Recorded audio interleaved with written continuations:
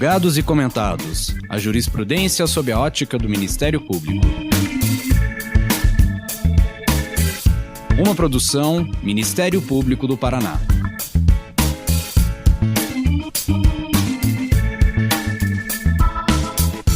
Olá, estamos começando mais um episódio do Julgados e Comentados.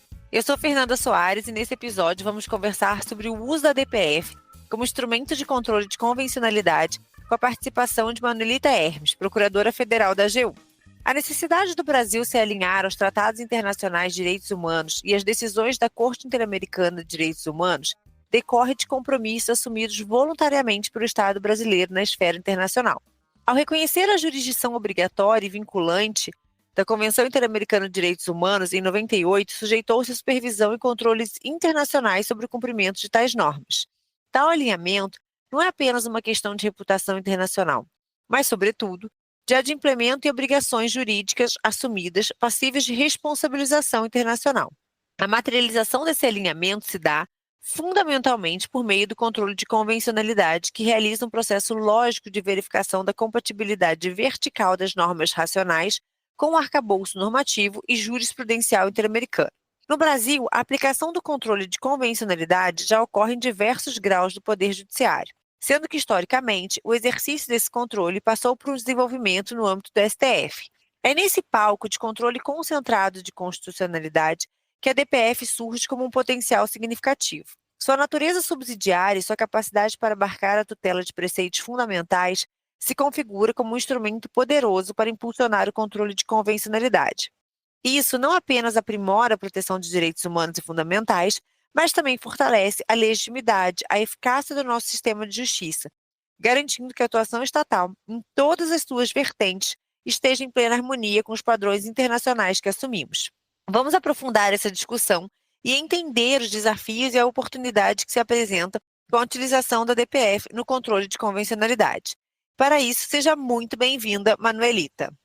Muito obrigada, doutora Fernanda.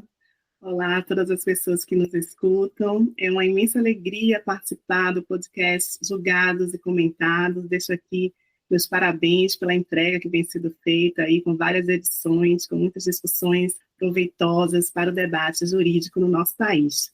Eu sou Manuelita Hermes, Procuradora Federal na Advocacia Geral da União, sou baiana, soteropolitana, mestra e doutora pela Universidade de Roma, Tor Vergata. E vamos discutir aqui um artigo que eu escrevi à época em que eu estava cedida ao Supremo Tribunal Federal e realizando minhas pesquisas doutorais na Tor Vergata. E eu estudava o sistema interamericano de direitos humanos e, ao mesmo tempo, trabalhava como assessora jurídica no Supremo Tribunal Federal, ali lidando com o processo constitucional no meu dia a dia. Então, o tema surgiu aliando a prática ao estudo teórico e passei, então, a fazer essa proposta do uso da DPF como instrumento de controle de convencionalidade no nosso país. Muito obrigada mais uma vez pelo convite.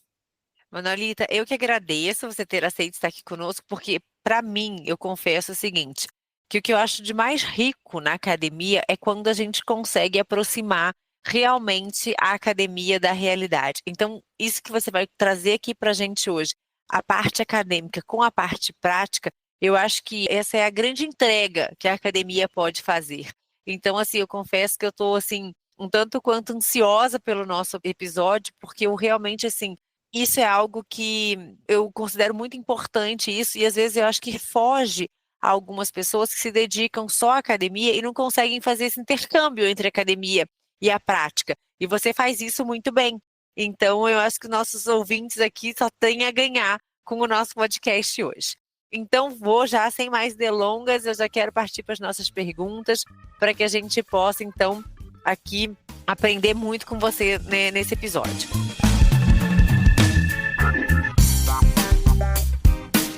Manuelita, olha só, a Corte Interamericana de Direitos Humanos tem sido clara ao estabelecer que a obrigação de exercer o controle de convencionalidade recai sobre todos os agentes do Estado em todos os poderes. Em que momento e em quais condições o controle de convencionalidade deve ser exercido pelo Estado brasileiro? Existe aqui a necessidade do judiciário só poder atuar nessa seara quando provocado? Excelente pergunta. Eu já respondo que não, mas antes de explicar este não, ou seja, o judiciário não precisa agir apenas quando provocado. Antes disso, eu preciso fazer uma digressão, né? Então, a gente está aqui no âmbito do controle de convencionalidade. Então, esse controle ele foi cunhado pelo Sistema Interamericano de Direitos Humanos, pela Corte Interamericana de Direitos Humanos, para que haja a observância das normas interamericanas, da jurisprudência interamericana, o que a gente chama do corpus iuris interamericano pelos estados. Então, esse controle surgiu inicialmente de forma tímida, por assim dizer, em votos apartados de um juiz chamado Garcia Ramírez. Então, há a possibilidade, no julgamento da Corte Interamericana, de termos os votos apartados, juntada ali dos votos com posicionamento, e foi o juiz Garcia Ramírez que cunhou, então, essa necessidade dessa técnica de julgamento que envolve um processo lógico para verificar a compatibilidade das normas nacionais com todo o arcabouço normativo interamericano. Então, vamos ter esse início aí tímido com os votos do juiz Garcia Ramírez, e depois vamos ter um grande caso, Almonacid Arellano versus Chile, lá em 2006, que foi o primeiro, assim, que inaugurou realmente um controle de convencionalidade. Ele foi paulatinamente desenhado pela própria Corte Interamericana de Direitos Humanos. Então, sempre falo com meus alunos, existe ali a previsão específica em relação à necessidade? Não, houve um desenvolvimento jurisprudencial, e aí fomos delimitando, né, contornando, desenhando esse controle de convencionalidade.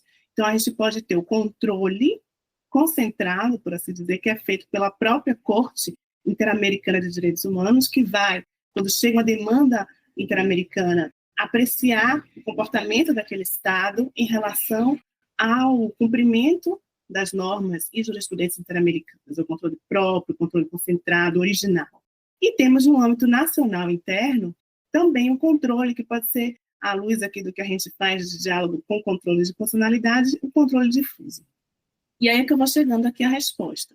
No âmbito interno, os poderes estatais, todos os poderes estatais, incluindo o Poder Judiciário, devem, isso é um dever, devem verificar essa compatibilidade dos atos nacionais com a Corte, com as normas, com as orientações interamericanas, inclusive a Constituição. Então, a gente tem julgado interamericano dizendo que a própria Constituição do Estado precisa observar os padrões interamericanos. Então, ele foi inicialmente incumbido aos juízes, ao Poder Judiciário, e depois ampliado para todos os agentes estatais. O Poder Executivo precisa fazer, o Poder Legislativo precisa fazer. E teve um caso contra o Suriname que trouxe ali parâmetros, né? Ou seja, a base, qual é o parâmetro? O que é que eu vou observar? Apenas a Convenção Americana sobre Direitos Humanos? Não. Todo o arcabouço normativo, todas as demais convenções, a jurisprudência da Corte Interamericana e as opiniões consultivas também. Então, eu vou mirar no sistema interamericano tudo que é produzido. Jurisprudência, documentos normativos, convenções e tratados e opiniões consultivas. Quem deve fazer? Todos os órgãos do Estado. E como devem fazer? De ofício. Então, é essa a resposta. Não precisa de uma provocação. O Poder Judiciário deve agir de ofício, assim como temos na nossa mesa, né, a legislação do nosso Estado, a Constituição do nosso país, precisamos também ter todo o arcabouço normativo do sistema interamericano para a nossa atuação. Seja aqui, no meu caso, no âmbito do Executivo, na Advocacia Geral da União, seja também no âmbito do Poder Judiciário e no Poder Legislativo. Só para finalizar, em relação ao Poder Judiciário, tem uma recomendação muito importante do Conselho Nacional de Justiça, recomendação número 123 de 2022, que já recomenda a todos os órgãos do Poder Judiciário do Brasil a observância dos tratados internacionais e da jurisprudência interamericana também. Então, a gente vê o Conselho Nacional de Justiça, à época aí da presidência do ministro Fux, com essa recomendação já incentivando no nosso país a prática do controle de convencionalidade.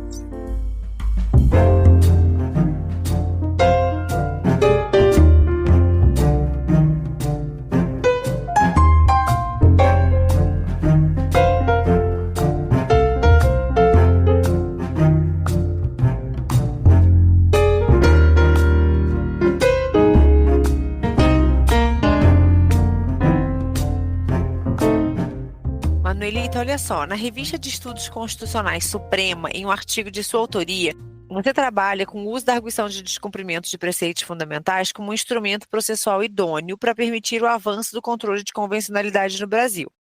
Comenta que, dada a sua específica natureza subsidiária em relação ao controle concentrado, que permite o estabelecimento de seu uso para abarcar a prevalência dos direitos fundamentais como preceito fundamental a ser apreciado. Explica para a gente, Manuelita, de que maneira a ADPF, na ausência de uma ação mais articulada do Estado com vistas a estabelecer o controle de convencionalidade, pode se consolidar como um instrumento eficaz para o exercício desse controle, mesmo que o controle de convencionalidade, em tese, caiba a qualquer juiz?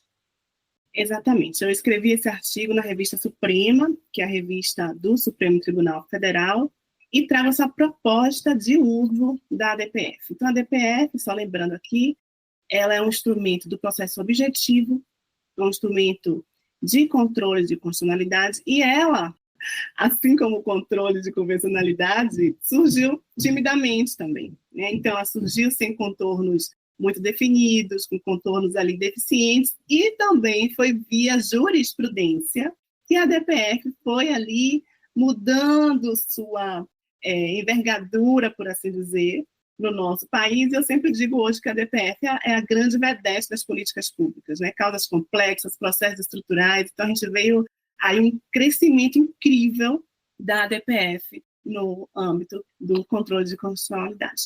Então, foi a jurisprudência do Supremo também que foi aí tirando essas imprecisões e comatando algumas lacunas. Então, esse artigo, na verdade, é importante contextualizar temporalmente, né? Foi escrito em 2022. E era um momento no qual se discutia a revisitação de normas do processo constitucional brasileiro, pensava-se até, eventualmente, em um código específico. E aí eu tive uma pergunta ali central que norteou essa escrita. Na verdade, à luz desse desenho da ADPF pela jurisprudência, será que ela já teria atingido o ápice de toda a sua potencialidade?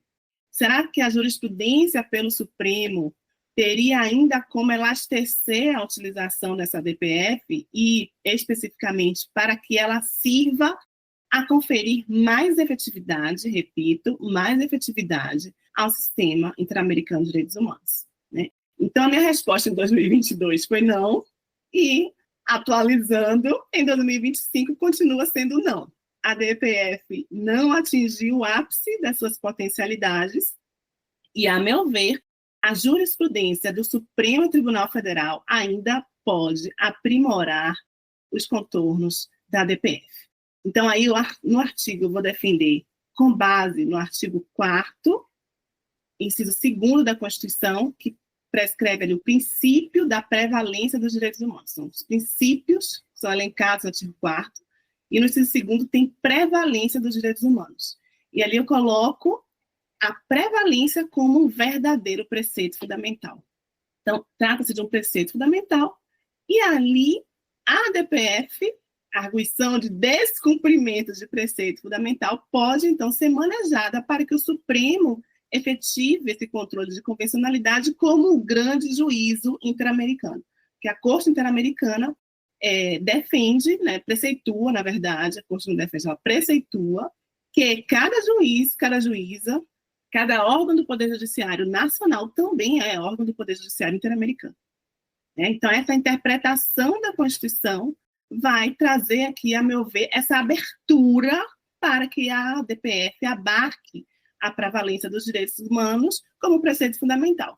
Então, com base nisso, atos concretos, omissões, como eu falei, essa ideia da complexidade dos problemas atuais que são postos aí no bojo de diversas ADPFs que venhamos tramitar, também seriam atos e omissões violadoras do sistema interamericano, e a ADPF, como é subsidiária, seria um remédio específico à disposição, então, desse controle, da interpretação, da atuação do Estado brasileiro, do Brasil, para verificar o cumprimento desses compromissos firmados, no nosso caso aqui, na esfera interamericana. Então, foi essa a minha ideia, desse instrumento para o reforço. Então, reforçar a proteção dos direitos humanos no nosso país, comatar essa lacuna processual que existe. Então, não existe uma via processual específica para isso, e essa subsidiariedade da DPF seria, na verdade, a via, o caminho para que ela tenha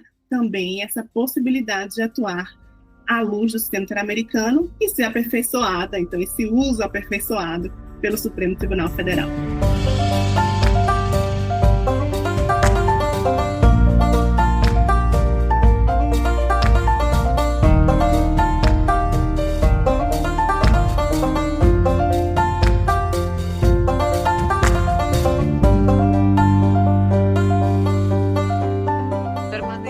A teoria da dupla compatibilidade vertical material postula que a produção normativa doméstica deve ser compatível não apenas com a Constituição, mas também com os tratados internacionais ratificados e que estão em vigor no país. Apenas passando por essa dupla peneira, a norma infraconstitucional seria vigente e válida. Contudo, a interação entre esses dois controles e a hierarquia dos tratados internacionais de direitos humanos no ordenamento jurídico brasileiro gera complexidade, por vezes, na solução de antinomias. Como a teoria da dupla compatibilidade vertical material concilia os domínios do controle de constitucionalidade e do controle de convencionalidade, e de que forma essa dinâmica se manifesta na prática jurídica brasileira, considerando os diferentes status normativos atribuídos aos tratados internacionais de direitos humanos e a necessidade de o juiz deixar de aplicar, entre aspas, assim, a norma interna por inconvencionalidade, mesmo que ainda vigente por ser compatível com a Constituição. Excelente questionamento, e envolve, na verdade, um tema muito importante, que é a hierarquia dos tratados internacionais de direitos humanos. Então, a gente veio de um histórico de uma hierarquia legal, passando aí por uma hierarquia supralegal, via jurisprudência. Então, o entendimento do Supremo Tribunal Federal atual é de que os tratados internacionais de direitos humanos estão abaixo da Constituição e acima da legislação, e eu sempre destaco que esse é o entendimento jurisprudencial. Eu me filio à doutrina do meu grande mestre, Cansado Trindade, da professora Flávia Piovesan também, que sempre defenderam a hierarquia materialmente constitucional. Trata-se de matéria constitucional, e a gente tem o artigo 5º da Constituição com o parágrafo 2º, que é a verdadeira cláusula de abertura, e por ali os tratados internacionais de direitos humanos integrariam a Constituição. Então, essa é a doutrina a qual eu me filio, mas a gente tem essa jurisprudência no nosso país, do Supremo Tribunal Federal. E, além disso, em 2004, tivemos a emenda constitucional número 45, que já tem aí mais de 20 anos, que acresceu, na verdade, o parágrafo 3º ao artigo 5º da Constituição Federal e possibilitou que os tratados internacionais de direitos humanos sejam internalizados com o mesmo procedimento de emenda constitucional. Fora de 3/5, votação de 2 turnos nas 2 casas do Congresso, Câmara dos Deputados e Senado Federal. E nós já temos alguns tratados aprovados assim, logo são emenda constitucional, tem natureza constitucional, e precisamos conhecê-los. E os tratados anteriores? Os tratados anteriores ficariam aí no plano da supralegalidade. Então, no âmbito do sistema interamericano, onde nós estamos, só com a Convenção Interamericana de Combate ao Racismo, que teria a natureza constitucional. A Convenção Americana não, o Protocolo de São Salvador não, a Convenção de Belém do Pará, nenhum outro documento, apenas o mais recente, que foi sim incorporado já com esse procedimento de emenda. Mesmo assim, então estou aqui no plano doméstico, no plano nacional, eu já tinha mencionado aqui, a Corte Interamericana tem um grande julgado, a Última Tentação de Cristo versus Chile, que vai colocar ali também a necessidade de a Constituição de cada Estado-membro se alinhar aos parâmetros interamericanos. Então, a gente tem esse entendimento interamericano e temos o entendimento do Supremo Tribunal Federal. E, além disso, nós temos uma grande solução aí, que é a solução pro persona, que busca ultrapassar essa hierarquia, por assim dizer, ou seja, qual é a norma que melhor protege a pessoa humana, independentemente de ser nacional, de ser um Tratado Internacional de Direitos Humanos. E isso seria, então, uma grande solução que fugiria a essa questão hierárquica.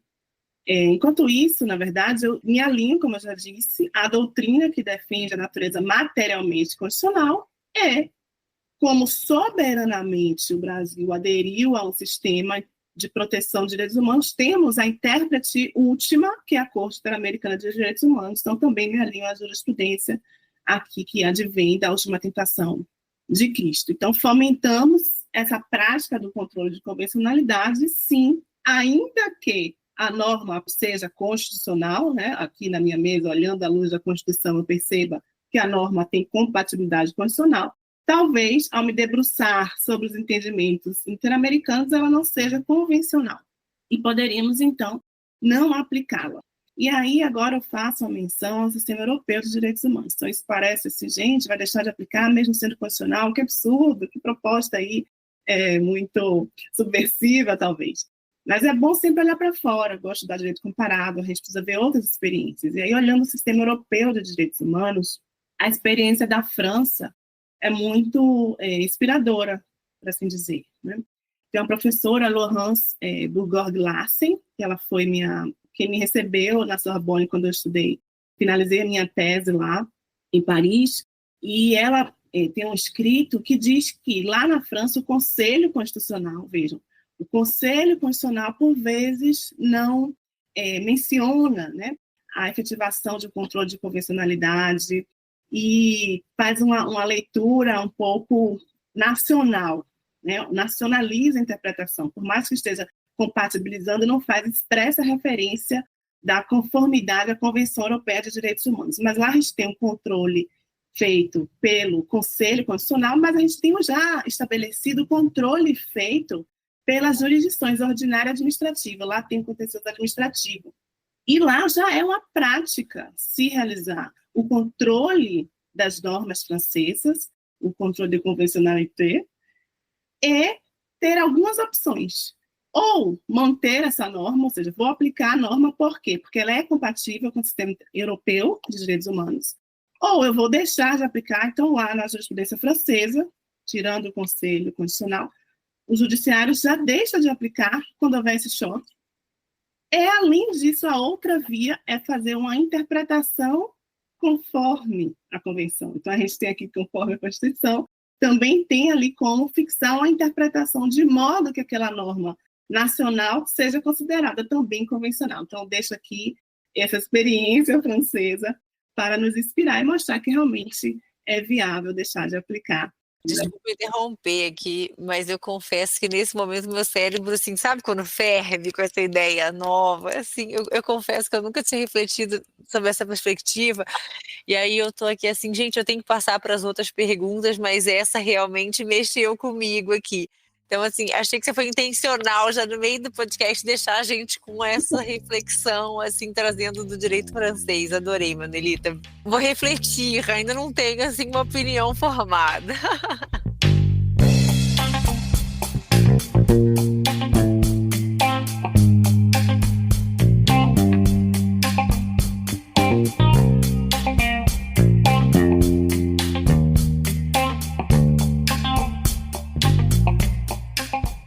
Manuelita, os efeitos desse duplo controle normativo têm por consequência, muitas vezes, a necessidade de intervenção do judiciário frente aos poderes legislativo e executivo, em especial quando se manifestam configuradas omissões de atuação do poder público no âmbito das garantias fundamentais. Poder legislativo este que deveria ter um papel fundamental às exigências convencionais. A falta de uma atuação coordenada e o desprestígio, por vezes demonstrado, dificultam a construção de um diálogo institucional. Neste sentido, reações mais enfáticas manifestam incômodo com essas intervenções do judiciário, alegando que o mesmo estaria invadindo competências, legislando e ainda determinando gastos públicos. No atual contexto, temos um exemplo, o retorno do debate sobre a revisão da Lei de Anistia com a DPF 320, como também o caso da DPF das favelas. Como você avalia a ocorrência dessas tensões e em que medida esse controle normativo realmente chega a exceder as atribuições do Poder Judiciário? Maravilha. Esse tema, na verdade, daria uma nova edição de podcast, né, que envolve aí o candente chamado ativismo judicial. Não, daria um podcast assim, né? Acho que dariam vários episódios de podcast, mas vamos ver o que a gente consegue aqui nesse tempo curto que a gente tem. Exatamente. Eu vou tentar sumarizar como eu compreendo, né? Eu venho contextualizar de onde vem nossa Constituição Federal de 88, então estou falando aqui do artigo 4º, inciso 2º, princípio da prevalência dos direitos humanos, dessa carta que recebeu a alcunha de Constituição Cidadã e que foi fruto aí de uma Assembleia Constituinte pós-regime civil-militar de uma ditadura. Então, isso é importante. E essa Constituição, ela é chamada de cidadã exatamente porque ela trouxe um rol, uma gama de direitos fundamentais. Então, aqui no plano doméstico, na Constituição, nós vamos ter os direitos fundamentais, no plano internacional, os direitos humanos. Então, ela quer, com a vontade da Assembleia Constituinte, essa Constituição está vigente. Enquanto ela estiver vigente, ela deve ser observada e cumprida. Temos, então, a necessidade de tirar esse projeto do papel. Essa Constituição surge com normas programáticas, com várias tarefinhas constitucionais para os poderes. São tarefas constitucionais, são deveres constitucionais, e deveres devem ser cumpridos. Então, ao mesmo tempo que materialmente essa Constituição traz essa gama de direitos, processualmente ela se protege quando ela fala da omissão, quando ela traz instrumentos para que a omissão no cumprimento desses deveres tenha um remédio processual. E aí surge a função constitucional atribuída ao Poder Judiciário. Quando nós vamos falar de ADI, de ADO, de ADPF, são instrumentos desejados e previstos pela Constituição para remediar a falta de cumprimento dos seus termos. Então, quando o Poder Judiciário reconhece uma omissão constitucional e age à luz do que a própria Constituição colocou como tarefa, ele não está desbordando do seu munus constitucional, do seu dever constitucional. Pelo contrário, está sanando quem não cumpriu o dever, uma omissão de quem não cumpriu o dever, e está cumprindo o próprio. Então, a meu ver, isso não significaria ativismo, muito pelo contrário, é uma correção de rota para que não fiquemos aí em berço esplêndido, dormindo, sem que essa Constituição seja cumprida. E aí, falando, já que foi mencionado aqui, esse debate sobre a revisão da anistia. Esse é um tema de muito interesse meu, inclusive com alguns escritos, eu menciono no artigo que é objeto aqui deste debate, outros também, como nós vamos ter o que eu chamo de cortes paralelas. Então, tivemos o primeiro julgamento via DPF, 153, julgamento nacional, que entendeu que há compatibilidade da lei de anistia, a última lei de anistia, com a Constituição. Já no plano do sistema interamericano, vamos ter a Corte Interamericana de Direitos Humanos, que é o famoso caso Gomes Lund e outros versus Brasil, a guerrilha da Araguaia, entendendo que não, que o Estado brasileiro foi, sim, responsável pelo desaparecimento forçado dessas pessoas, violou direitos previstos nos documentos interamericanos, deve tipificar o crime de desaparecimento forçado, deve investigar, punir os responsáveis, etc. Então, temos esse contexto, um entendimento interamericano, um entendimento nacional, com uma decisão que ainda tem aí um embargo de declaração, etc. E, além disso, surge uma outra, a DPF, a 320, que já chega trazendo como fundamento de atuação do Supremo essa própria inaplicabilidade do caso Gomes Lund, ou seja, o descumprimento do que foi decidido no caso Gomes Lund. Essa DPF está em trâmite, não temos previsão, de seu julgamento, mas é um novo horizonte que surge, uma nova possibilidade de interpretação. Nós temos um outro contexto atual, outra formação do Supremo Tribunal Federal, isso é muito importante. A sensibilização, eu mencionei aqui, inclusive, a recomendação 123 do CNJ, como o tema da interamericanização hoje já está muito mais presente do que a época, inclusive via Conselho Nacional de Justiça. Então, eu realmente sou esperançosa e entusiasta de um novo posicionamento da Corte em relação à anistia. Vamos, então, acompanhar. Vamos. Esse é um caso ainda, que deixa todos nós ainda, assim, eu falo assim, ele excita nossas reflexões, e faz com que todos nós aguardemos ansiosamente para saber qual que será o resultado. Doutora Manuelita, a posição hierárquica dos tratados internacionais de direitos humanos no ordenamento jurídico brasileiro tem sido também objeto de significativa construção jurisprudencial pelo STF. Após divergências, fixou-se o entendimento pela supralegalidade, posição esta adotada no recurso extraordinário número 466.343. Diante desta tese, e considerando que essa posição, embora os coloque acima da legislação ordinária, ainda é vista como insuficiente para impulsionar o uso recorrente do entendimento interamericano. De que maneira a utilização da DPF pode, então, superar as limitações impostas pela tese da supralegalidade e dar maior efetividade ao controle de convencionalidade no Brasil? Na verdade, essa pergunta é um desdobramento da anterior, né? Porque exatamente essa superação do entendimento jurisprudencial pode se dar via uma nova norma, né? Então, eu já falei do parágrafo 3º do artigo 5º, que previu ali a possibilidade de novos tratados serem incorporados com natureza de emenda, que não impede o Poder Constituinte de derivados de entender de outra forma em relação a isso, também aos anteriores. Então, via alteração normativa ou via alteração jurisprudencial, que é o tema aqui da nossa conversa hoje. E é exatamente a ADPF, tal como eu prego, como um instrumento especificamente voltado para o controle de convencionalidade, uma das funções da ADPF seria essa, pode provocar novas discussões na Corte. Então, o que a gente acabou de falar aqui sobre a DPF 320, a lei de anistia, significa uma nova possibilidade, o Supremo aí como perfil alterado, com nova composição, e a DPF como esse locus que sai de fixação de um entendimento que supere o da supralegalidade. Então, a DPF, sim, tem esse grande potencial a ser explorado e pode proporcionar um alinhamento das cortes, da Corte Nacional, Supremo Tribunal Federal, com a Corte Interamericana de Direitos Humanos.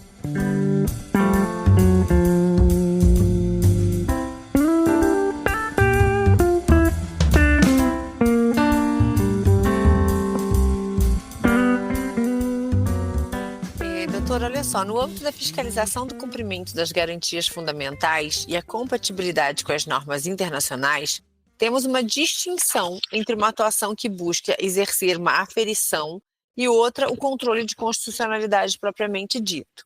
Neste contexto, a aferição seria a análise de compatibilidade sem o poder de invalidar a norma, enquanto o controle implicaria dar a última palavra sobre a validade da norma interna à luz do parâmetro internacional.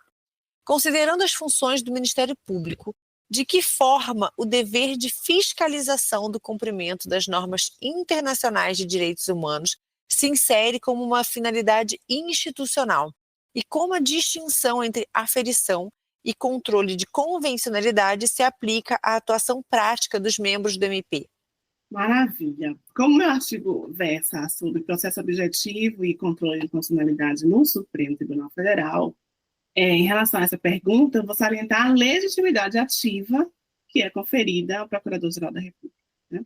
Então, no plano federal, aí, em relação ao controle de constitucionalidade, inclusive em relação ao manejo da ADPF, que foi prevista aí pela Lei 9882 de 99. Então, a gente tem essa possibilidade de o Ministério Público protagonizar, propor como legitimamente previsto, aí, com essa legitimidade ativa, propor também algumas ADPFs com essa possibilidade de uso valioso para ampliar a provocação do Supremo Tribunal Federal quanto ao controle de convencionalidade. Espero que isso aconteça e possamos assistir aí um alargamento do uso da ADPF, também via atuação do Ministério Público, que tanto contribui para os direitos fundamentais e direitos humanos.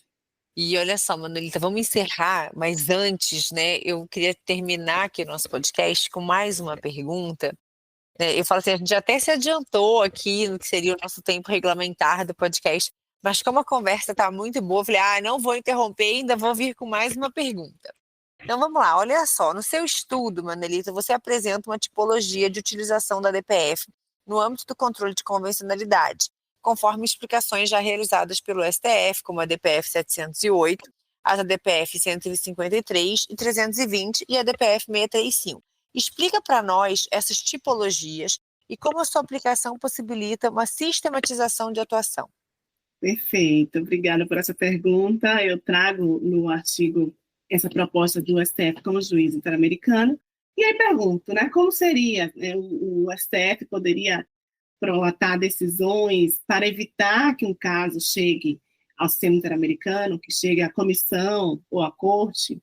Aí pergunto também se já houver um caso pendente na comissão ou na corte, se haveria a necessidade de um caso que traga a mesma matéria e que esteja tramitando no Supremo, que esse caso também debata e aprecie a temática interamericana, as normas, o entendimento interamericano, as possibilidades de lá.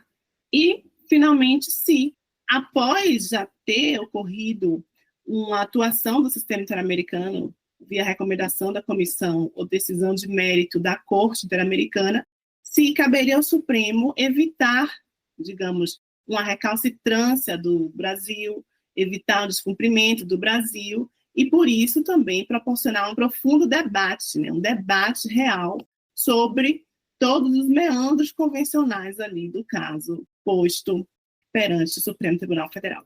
E aí, à luz dessas perguntas, sim, eu respondi dessa vez afirmativamente a todas as indagações. E sim, é possível, e propus essa tipologia. Então, o primeiro tipo de uso seria o controle de convencionalidade, o chamado prévio à provocação do sistema interamericano. Esse é o ideal. Na verdade, esse é o agir ordinário, comum, que deveria acontecer, sim. O Poder Judiciário sempre evitar que uma demanda chegue ao sistema interamericano, porque a demanda só irá ao sistema interamericano se o Brasil não agir de acordo com o controle de convencionalidade. Se a atuação do Poder Judiciário não já prevenir a chegada com argumentação de descumprimento de normas interamericanas. Então, esse controle prévio, na verdade, deve ser corriqueiro, deve ser a normalidade do uso do controle de convencionalidade pelo Judiciário e pelo STF. Então, sim, e aí eu mencionei a DPF 708, de relatoria do ministro Barroso, hoje presidente, né, que foi relativa ao Fundo Clima. Então, vamos agir aqui no Brasil, à luz dos parâmetros interamericanos, evitando que essa demanda chegue ao sistema. Segundo ponto da tipologia seria o controle para rever decisão do próprio Supremo após o julgamento interamericano. Então, seria aí uma correção de rumo, uma adequação do julgamento nacional após um pronunciamento da Corte Interamericana de Direitos Humanos. E como já falamos aqui, a anistia é o grande exemplo, aí, o paradigma que cria muita expectativa com essas ADPFs 153 e 320. E, finalmente, eu coloco como terceira tipologia o controle do cumprimento de uma decisão interamericana condenatória do Brasil. Então, o Brasil já chegou ao sistema interamericano, já houve a demanda na audiência pública, etc., e condenação. E esse Brasil está em mora, e isso repercute também no plano condicional. E aí a gente vai para o Supremo Tribunal Federal com a demanda envolvendo incondicionalidades, complexidades, ações, omissões, e aí nessa demanda, à luz da existência de já um descumprimento, isso também precisa ser abordado pelo Supremo Tribunal Federal. Então, a causa complexa a envolver inconstitucionalidades e inconvencionalidades com a mora do Estado brasileiro em relação ao cumprimento do sistema interamericano. E esse caso a gente assistiu com a DPF 635, a chamada DPF das favelas, né, de relatoria do Mitch Fachin, que teve o mérito julgado há pouco tempo, foi extensa, muito bom acompanhar, um grande exemplo, e que ela já chega ao Supremo com essa arguição aí de descumprimento do caso Favela Nova Brasília versus Brasil. Então, a petição inicial já chega ao Supremo Tribunal Federal com essa alusão ao descumprimento de um caso interamericano. Então, são essas as 3 tipologias que eu proponho no meu artigo. Muito obrigada, doutora Fernanda.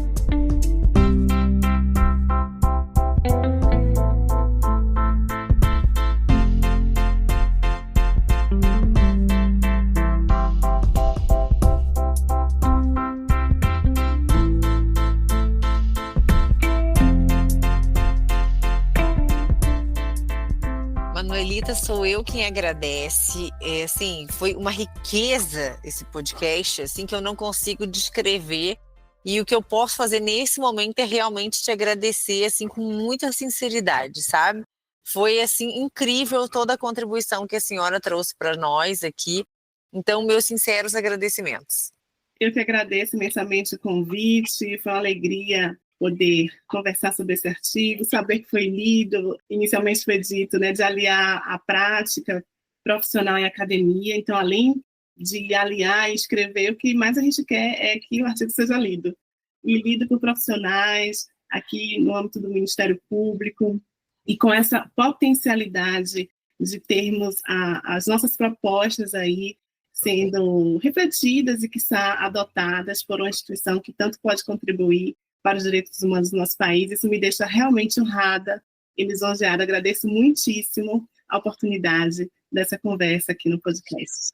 Não, e eu tenho certeza, Manuelita, que quem não leu ficou super instigado a ler. Então eu vou pedir para o Gabriel, que é quem nos ajuda e faz esse podcast todo acontecer, que ele coloque o artigo, se possível, na descrição desse episódio. E aí vai possibilitar que outras pessoas que ainda não tenham, né, tido contato com o artigo o tenham, e aí se debrucem mais ainda sobre a matéria. Então, desde já deixo registrado aqui o meu pedido ao Gabriel. Tá? Então, mais uma vez, muito obrigada.